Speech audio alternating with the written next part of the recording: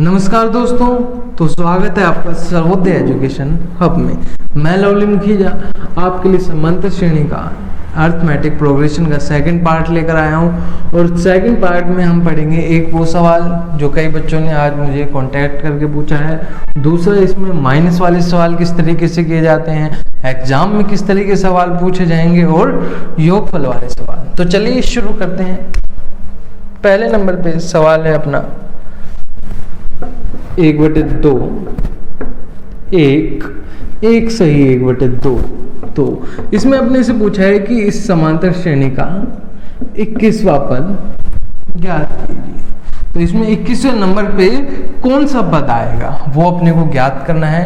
और इसके लिए सूत्र मैंने आपको कल ही बताया था, an बराबर a plus n minus 1 into D.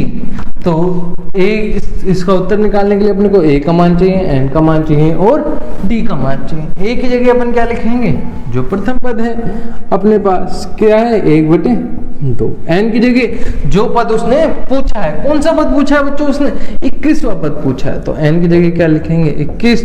और d डिफरेंस कैसे निकालेंगे, द्वितीय पद में से प्रथम पद को घटा के, या तृतीय में से द्वितीय को घटा के, या चतुर्थ में से तृतीय को घटा के, मतलब पिछले पद में से अगले पद को घटाकर अपन इसका डिफरेंस या अंतर निकाल सकते हैं। पहले दूसरे नंबर पे क्या है 1, तो 1 में से अपन 1/2 घटाएंगे, 1 में से आधा गया तो कितने बच जाएंगे, आधा, 1/2। तो ये अपने इसका डिफरेंस आ गया। अपन इसमें मान रखेंगे a की जगह 1/2, n की जगह बच्चों 21वां पद पूछा उसने, तो 21 माइनस 1 इंटू डी की जगह क्या लिखेंगे 1/2। अपने पास अंतर कितना निकल कर के आया है 1/2। तो 1/2 प्लस 21 में से 1 गए 20 इंटू 1/2।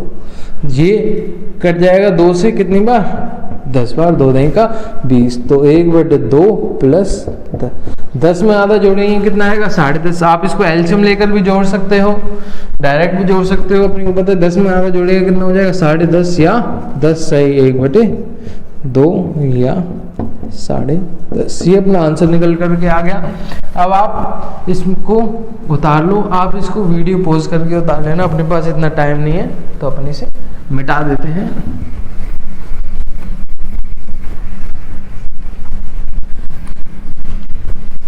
अब अपन इसमें करेंगे माइनस वाले सवाल। कई बच्चों ने कहा कि सर माइनस वाले सवाल भी आते हैं, वो बताओ। तो माइनस वाले सवाल किस तरीके से किए जाएंगे वो देखो। मान लो अपने पास एक समांतर श्रेणी है -13, -11, -9, -7। इस तरीके एक समांतर श्रेणी है। अपने को इसका कौन सा पद निकालना है बच्चों, 25वां पद। 25वां निकाल लो या 26वां, जो भी आप सवाल जिस तरीके से दिया हो कोई सा भी पद अपन निकाल सकते हैं। सूत्र वही अपने पास क्या है बच्चों, n बराबर a plus n minus 1 into D. तो अपने को a का मान चाहिए, n का मान चाहिए और d का मान चाहिए। इस समांतर श्रेणी में a का मान कितना होगा -13, क्योंकि पहले नंबर पे क्या है -13। n का मान कितना होगा, कौन सा पद पूछ रहे बच्चों, वो 25वां पद पूछ रहा है। और d का मान कितना होगा, पिछले पद में से अगले पद को घटा देंगे। कितने कितने का अंतर दिख रहा है अपने को, इसमें 2 का अंतर दिख रहा है बच्चों। कैसे आया, d बराबर पिछला पद कौन सा है -11, इसमें से घटा देंगे किसको, -13 को, माइनस माइनस प्लस, तो -11 प्लस 13, माइनस प्लस माइनस, 13 में से 11 गए कितने बच जाएंगे 2। तो d डिफरेंस कितना आ गया अपने पास 2। तो अपन इसमें लिखेंगे a की जगह लिखेंगे बच्चों, a की जगह -13 प्लस n की जगह 25 माइनस 1 और d की जगह कितना लिखेंगे 2। तो 25 में से 1 गए बच्चों 24, तो बराबर -13 प्लस 24 इंटू 2, 24 दूनी 48, तो -13 प्लस के 48 में से 13 गए तो अपने को पता है कितने बच जाएंगे 35। तो ये अपने पास इसका 25वां पद निकल करके आ गया। इसे आप उतार लीजिए, ये इसमें ए एन और डी के मान।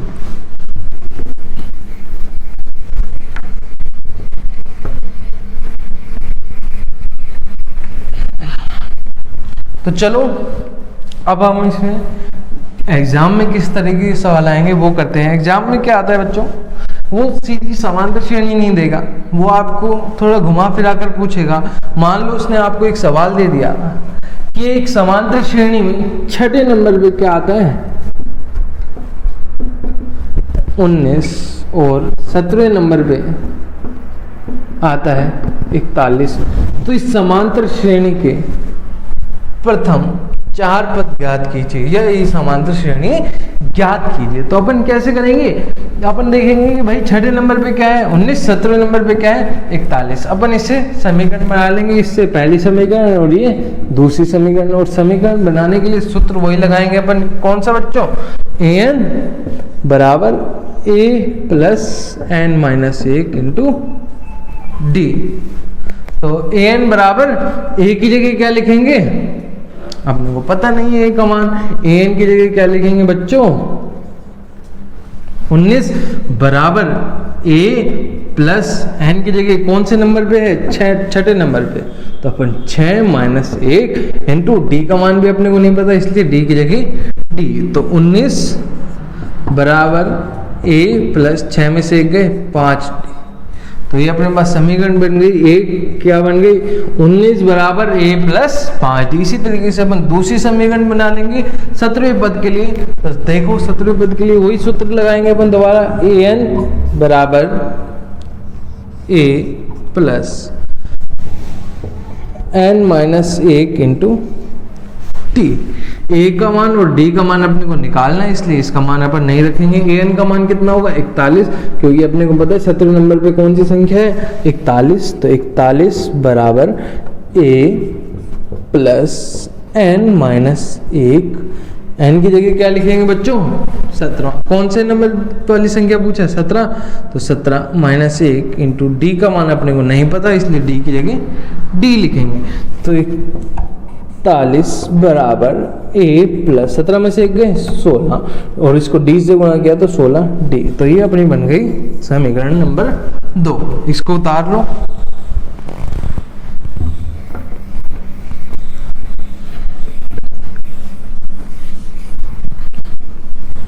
तो समीकरण पहली कौन सी बनी थी अपने पास, a प्लस 5d बराबर 19, ये बनी थी समीकरण नंबर।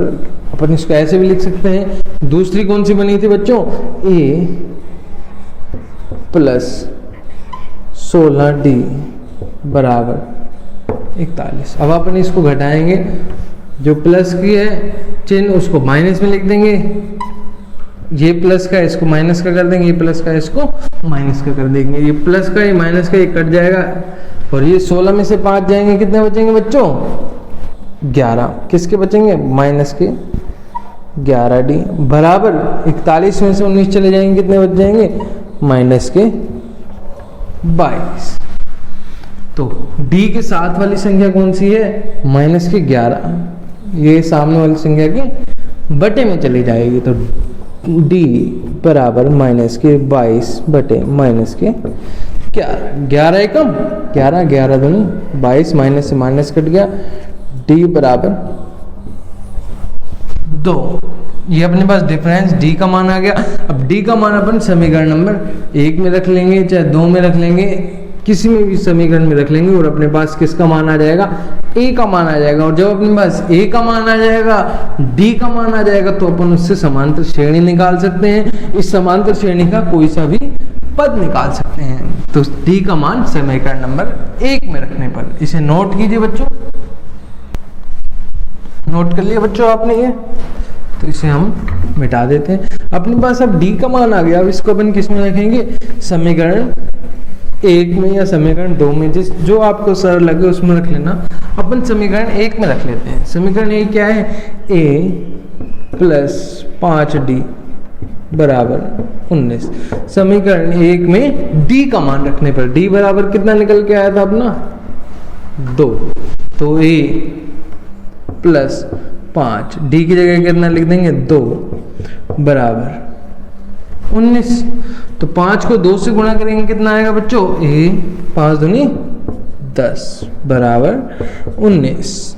अब इसका क्या करेंगे, पक्षांतरण करेंगे, बराबर के इस तरफ वाली संख्या परली तरफ भेज देंगे, तो ये प्लस का 10 परली तरफ जाएगा तो किसका हो जाएगा, माइनस का। तो a बराबर 19 माइनस 10, 19 में से 10 गए 9, तो अपने पास a का मान आ गया 9, d का मान आ गया 2, तो अपन इस समांतर श्रेणी का कोई सा भी पद निकाल सकते हैं। और उसने कौन से पूछे हैं, प्रथम 4 पद। तो पहले नंबर पे क्या लिखेंगे बच्चों, 9, क्योंकि पहले नंबर पे कौन संख्या है, ये 9। अब इसका अगला पद निकालने के लिए अपन इसमें d का मान जोड़ते चलेंगे, 9 और 2, d का मान कितना है 11, 2, तो 9 और 2 11, 11 में 2 जोड़ देंगे 13, 13 में 2 जोड़ देंगे 15। तो ऐसे अपन इसकी पूरी समांतर श्रेणी निकाल सकते हैं। तो नोट कर लो।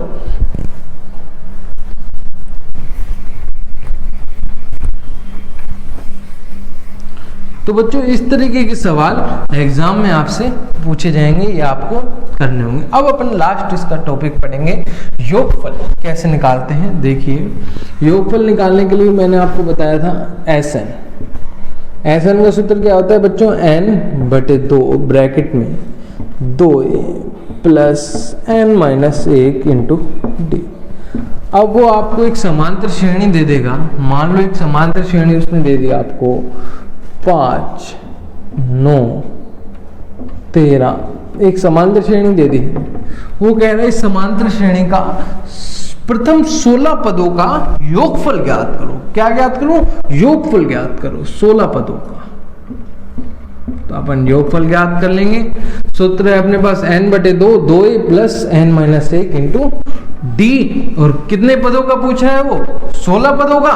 तो अपन लिखेंगे n की जगह 16, a की जगह क्या लिखेंगे 5, क्योंकि पहले नंबर पे क्या है 5, और d अंतर कितने कितने का बच्चों, देखो 9 में से 5 गए 4, 13 में से 9 गए 4, 4 का अंतर, इसका डिफरेंस कितना आ जाएगा 4। तो अपन लिखेंगे इसमें मान लिख रखेंगे। तो n की जगह 16/2, तो a की जगह बच्चों 5 प्लस n की जगह 16 माइनस 1, t की जगह 4।